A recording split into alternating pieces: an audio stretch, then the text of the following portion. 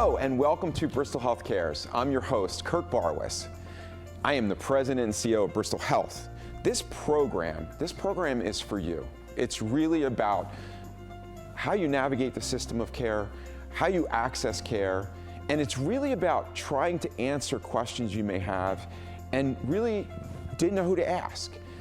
We are going to bring to you professionals, doctors, surgeons, other healthcare professionals throughout our system of care, maybe people that you've never talked to before or met before, but the goal is to really help you understand how to access care when you need it. You're going to enjoy this program. This program is really for you. So what's important is if there is something that you want to learn about or know about or a guest that you'd like me to host on this show, write us and we'll try to make that happen for you. So enjoy the program, Bristol Health Cares.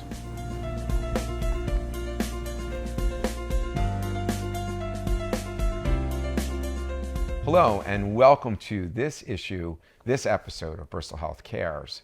My name is Kurt Barwis. I'm the president and CEO of Bristol Health. I'm sitting here in the Nutmeg studios, the unbelievably high definition, full digital studios. They've done an amazing job at upgrading the studio. And here today with me is Dr. Gosselin. He's a cardiologist at Bristol Health. Dr. Gosselin, welcome to Bristol Health Cares. Thank you, Kurt. My name is Dr. Richard Gosselin. I'm one of the cardiologists with Bristol and one of the 5 excellent cardiologists in our group. I've been with the group for just over 3 years now. Previously was practicing in New York State for about 11 years prior to coming to Bristol. Been excited to be part of the community and taking care of patients in the area for the last several years, and looking forward to continuing to work with everyone in the community awesome. here for years. That's great, Dr. Gosselin. So Dr. Gosselin, talk to me a little bit about, obviously you decided to be a cardiologist. Tell me a little bit about your journey.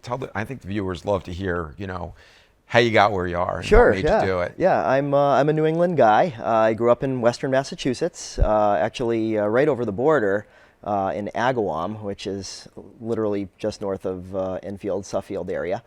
I went to college in Boston, then went down to DC for medical school for 4 years. And then after I graduated from medical school, I was right back into New England, where I've lived for the remainder of my life. I did my medicine training in Boston at Tufts and my cardiology training at UMass in Worcester. And again, I was in the Hudson Valley of New York for 11 years in practice. I practiced interventional cardiology there.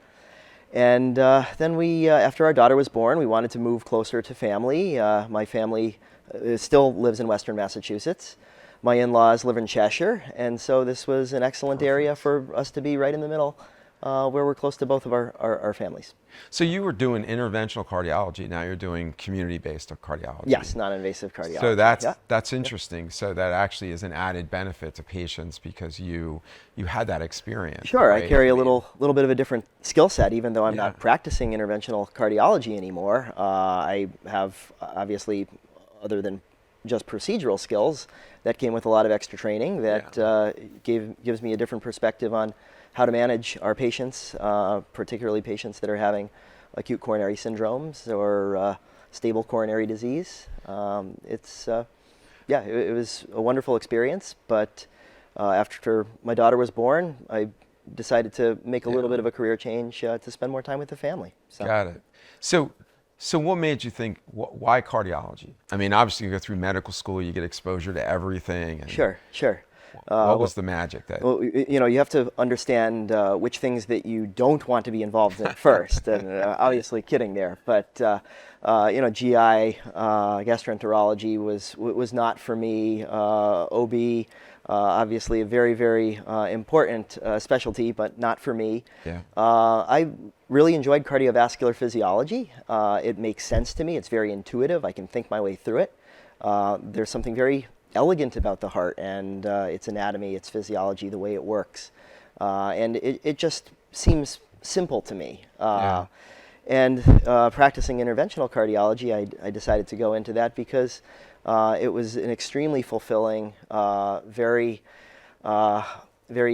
high reward kind of specialty and very instant gratification too. Yeah. You really got to see the impact that you had on people within literally a matter of minutes and hours. And then of course the flip side of the coin there is that practicing general cardiology or non-invasive cardiology, you get to establish a relationship with your patients who you see and follow for years and years on end after their cardiac event, and you really get to know them, and it's very rewarding as well. Yeah, that's great. I every time I do one of these programs, I learn something more about the physicians that are part of our team. And so talk a little bit about the services that we offer and how the range of services and what's so special about our organization. Sure. We have a wonderful department at Bristol. We have 5 great cardiologists, Dr. Joseph Marakovitz, Dr. Robert DiBiase, Dr. Liron Bloom, Dr. Fawad Kazi, and myself. And we all bring a breadth of skills and a plethora of experience to the group, ranging from Dr. Marakovitz, who's been in practice in the area for, I believe, 35 plus years, if memory serves. Yeah. Doctors DiBiase, Kazi, and Bloom, anywhere from 10 to 25 years. And obviously I've been in practice for about 20 years as well, including my training. But I'm clearly the new kid on the block in Bristol. Haven't been here for about 3 years. Bristol Hospital is a community hospital. And of course, we don't do it all, so to speak. If you need a heart transplant, that's not going to happen at Bristol. Yeah. But we have everything that a hospital needs to provide very high quality general cardiology. We offer stress testing, regular stress testing, nuclear stress testing. We offer echocardiography, which is one of the most kind of bread and butter imaging modalities to examine the heart and help a cardiologist determine what a patient's heart issues are and how best to treat them. We have electrical monitoring services where we can assess the heart's rhythm. We have CAT scans that we can utilize to image the heart, a variety of technology that we can use to make decisions about how best to treat our patients. And then, of course, if they do need some sort of treatment that we don't provide at Bristol, like open heart surgery, we have a very close relationship with doctors at tertiary care centers in the area, such as St. Francis or a Hartford, and we have a very close relationship with the doctors there, who we know and trust, and our patients always get the care that they need. Yeah, I lived through that with my spouse, who ended up having open heart surgery at Yale, right. And all I can say is Dr. Kazi followed her and followed her and followed her, and then it was time, and it was absolutely seamless. And I don't know that she'd be here today if it wasn't for that, that whole continuum that happened. And then she came back and had all her cardiac rehab at Bristol Hospital, and absolutely, was hesitant at first to do it, and then she didn't want to stop. Once she started doing the cardiac rehab, she didn't want to stop. And the patients that get in the program, they absolutely love it. The staff is wonderful. The community experience is really wonderful, and it's a great benefit to the patients in terms of building their stamina back up and getting them to where they need to be, right? Not just living, but living well. Yeah, it's I think what I think people are always curious about, like, so if they have an event or they feel something's wrong, I always say the first thing to do is get right to the hospital, get emergency, and come to the hospital, and come to the closest hospital. So talk a little bit about that. What are the signs that people may kind of encounter that should be stop the line, I've got to get to the hospital, and if I can't get there myself, I'm going to call 911 and get somebody to bring me in? Sure, absolutely. You know your own body, and patients always need to listen to how they feel, and certainly if there's any sort of immediate, very severe event where you're experiencing some sort of chest discomfort or profound shortness of breath, and you know something's wrong, don't mess around. Just call 911 and get Medicare to you immediately. Yeah. And the EMTs will immediately be able to assess you and deliver important therapies right there in the field in your house as they're getting you in the ambulance. And they will make the decision necessary about where the best place to take you is. Yeah. And the majority of the time, the vast majority of the time, that's going to be the closest hospital. Yeah. And Bristol has a wonderful ER. They have very skilled physicians and plenty of resources and technology to be able to stabilize the patient and treat them and determine if they need to be triaged. So if someone is having the big one, right, a major heart attack, they will be transferred to a larger hospital because they will require a heart catheterization, which is what I did in my former life. And obviously we don't have that sort of equipment at Bristol, but again, it's a very seamless transition to get the patient medically stabilized in our emergency room, get them the immediate medical treatment that they need in terms of medical therapy, intravenous drugs, that sort of thing, and then get them transferred in a very expeditious manner to the hospital that would be able to provide that next level of care. You know, I'm always, amazed, having kind of gone through with my wife what happened to her, and, how complicated and how the heart itself, to me, is just a wonder. I mean, that it just keeps going and can sustain all kinds of things, like, let's take it out and fix it and put it back in again. And how vitally, I mean, it's the matter of life or death. And, I was with my brother-in-law, who's an Army surgeon, this weekend, and he ended up in Special Forces. But unbelievably, the reason he got there was because he operated on a Special Forces guy who had taken a shot directly through the heart. Oh, wow. And I was asking, reminds me of a Bon Jovi song. Yeah, and you think about what happens with those bullets. I mean, they usually, they come out and they expand. He said, unfortunately, though, it didn't wobble until it exited the heart, so it was clean in and out. Wow. And so I was like amazed. Like, so it was like 40 minutes before he got the guy, 22 years old, strong. And he said, you don't understand, 22 years old, they're really, really strong. Yeah. And I asked him, so you opened them up? And he goes, yeah, I just sewed up the holes. It was clean straight on through. Makes it sound so easy. And he was fine. And I'm like, wait, you didn't put him on a bypass machine? What do you do? And he just said to me, I don't think people recognize how strong and how just amazing that organ is. Yeah. And so anyway, I was just, so I was just sitting there in awe, saying, now, he's a general surgeon, so of course he's not doing those surgeries now. But when you're in the Army, you do whatever you have to do. Absolutely. Yeah. And I think it really kind of highlights, how far advanced, our military has come in terms of taking care of people that are injured on the battlefield, getting them off, taking care of them. And when you have an issue like that, you're not going to have an interventional cardiologist or a heart surgeon. You're getting who you have. Absolutely. But the survival rate, when he talked to me about it was like amazing.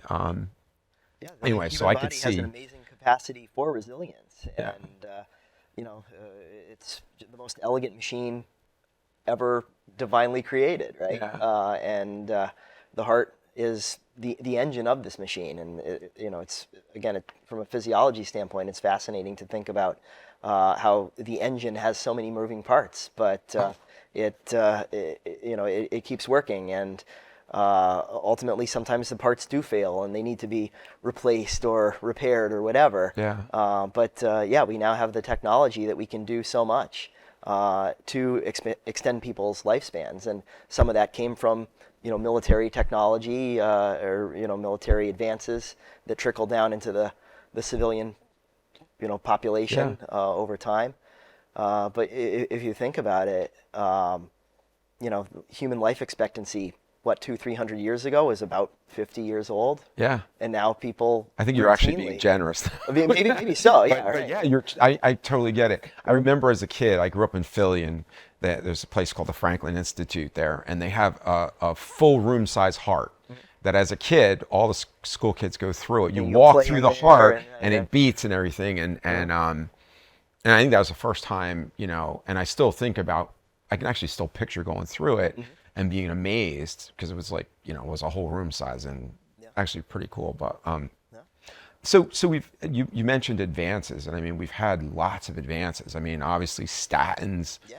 You know, people say like, well, there's so many statins out there that it's actually in our drinking water, so you're probably getting them whether you like it or not. I don't know if that's true or not, but Most of that probably gets filtered out. yeah, In the treatment plant. but a lot of those things are now even going to next generation. So, you know, I didn't tolerate statins so well, so now I'm taking Repatha, which is a shot that I take every 2 weeks.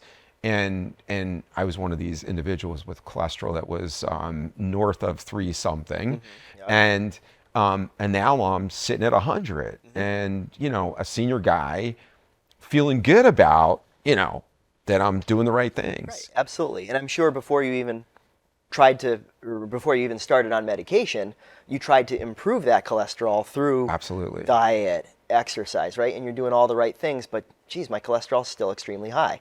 You could eat rocks, twigs, run marathons, you know, be in like the picture of health. Yeah. And just genetically, you just have high cholesterol, right? And so you need something to treat it.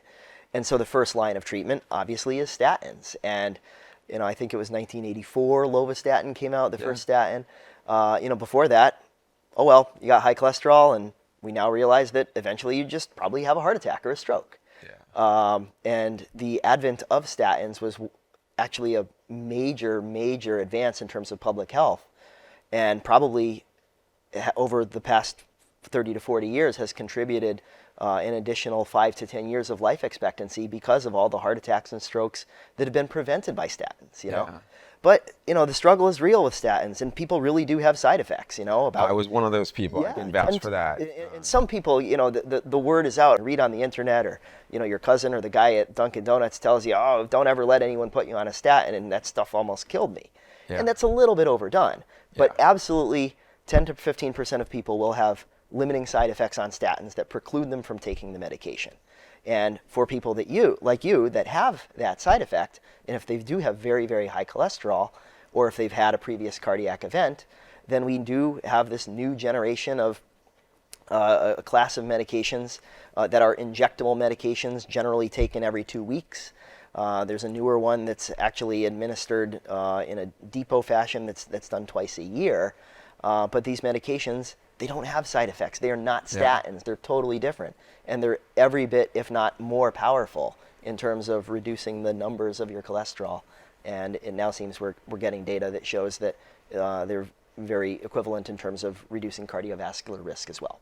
That's awesome, and I can vouch that I have no side effects from doing that. Yeah, just hurts a little bit when you stick yourself with that needle. Right? I don't even know anymore. I guess I'm, you know, at first it scared me a little bit to do it, but now I'm fine. You mentioned the genetic side of that, and so one of the things that I think the viewing audience would love to know about is, so I have 2 children, and they both have incredibly high cholesterol. So they're in their 30s. They come by it honestly from that. And so if you have kids, you have high cholesterol, you know, when should you be talking to them about, what should you be saying to those kids about, you know, getting tested for cholesterol, you know, making them aware, listen, I'm sorry, but I might have passed this along to you, and how important is it to get started at a very young age? Yeah, I think with that strong family history, it's probably something that would be checked in your teenage years, but while you're still seeing your pediatrician or adolescent medicine specialist or what have you. Wow. Certainly by the age of 20, we would recommend that everyone have their cholesterol checked, whether they have a strong family history or not. But that does not necessarily mean that everyone who has slightly high cholesterol at the age of 20 needs to be on medication. Absolutely not. I'm not saying that. But for someone who has extremely high cholesterol because of a genetic predisposition, you want to know about it. And if the numbers do reach a certain threshold, most doctors are now recommending, and the guidelines from the American Heart Association and the American College of Cardiology would suggest that you start on medication at the age of 20 for that select population of patients. Well, I'm learning something because I didn't realize that. You know, when my kids talk about going on it at 30, they're like, well, I don't know, should I not? And now you just kind of explain that to me. At 20 is good because I guess it just prevents a lot of the potential problems that you could have later on. That's right. Atherosclerosis, which is the development of cholesterol blockages in the arteries, everywhere in the body, but particularly in the arteries that supply blood to the heart. That's what causes heart attacks. The arteries that supply blood to the brain, that's what often causes strokes. That's a gradual thing that accumulates over years and decades. It doesn't happen, boom, all of a sudden, you know. And so if you have untreated very high cholesterol in your 20s and 30s, then that process is starting, and you probably don't have critical blockages, hopefully, at that age. That's very, very rare. But the process is ongoing, and if you nip it in the bud early, then it'll stop that progression. Yeah. And maybe we'll see the average life expectancy like even inch up further if we get it maybe. So, it's good. It's really good advice to the viewing audience to get as young as you can to get that stuff checked out. Absolutely. Yeah. So shifting a little bit, how does somebody access you or make an appointment with you? How does that work, and what could they expect? Sure. The first thing that we always recommend is that everyone should have a primary care physician, right? And whether you have one through Bristol Health or one of the other providers in the community, everyone should have a primary care provider, and that primary care by definition means they are monitoring your overall health and your cardiovascular risk. And when you see a primary care physician, they're going to be monitoring things like your blood pressure, your cholesterol, your blood sugar. So they will be able to assess what your risk is. And obviously, if they feel that you are high risk, they will probably want to refer you to a cardiologist to help to manage those risk factors.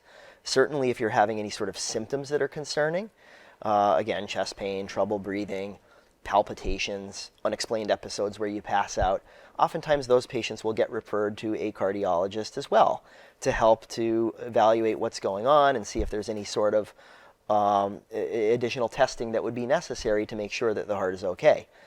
If someone doesn't have a primary care physician, I strongly encourage them to go out there and get one. But if for whatever reason you wanted to directly get a hold of a cardiologist, you can certainly do that too. Our office is located at the Medical Care Center, which is in downtown Bristol. It's I think like 2 blocks from Town Hall. It's at 15 Riverside Ave. And it's a very, very large building that Bristol put in, I think, 4 years ago or thereabouts. Yeah, right before the pandemic. Yeah, there's primary care physicians there. There's a host of different specialists there, including the cardiology department. And the number for the office is 860-582-3235. That's the number to get a hold of our office. That's great that you. I watch it. Look at it when I drive past it on the sign, and it's something BH for docs. So, so Dr. Gosselin, thank you for joining us today. This has been really incredibly informative, and I feel like cardiology is a subject we could spend many, many episodes on and still kind of just scratch the surface. So, thank you. Thank you to the viewing audience, and thank you most importantly to Nutmeg TV for producing this show. You see this little orange pillow over here. It says subscribe. The good news is it doesn't cost anything to subscribe to Nutmeg TV. You can just actually download the app. It's a really sharp looking green app for Nutmeg TV on Android or iPhones, and literally they've now expanded the coverage on just about every streaming service that I've asked them about is now carrying the programming from Nutmeg TV. It is an awesome organization. It depends on your public support, your eyeballs to watch it, and also your support in terms of donations if you are able to. This has been a great episode of Bristol Health Cares. I absolutely love your feedback. You can write me at cares@bristolhospital.org. This is Kurt Barwis. Until the next time, thank you very much. We'll see you soon.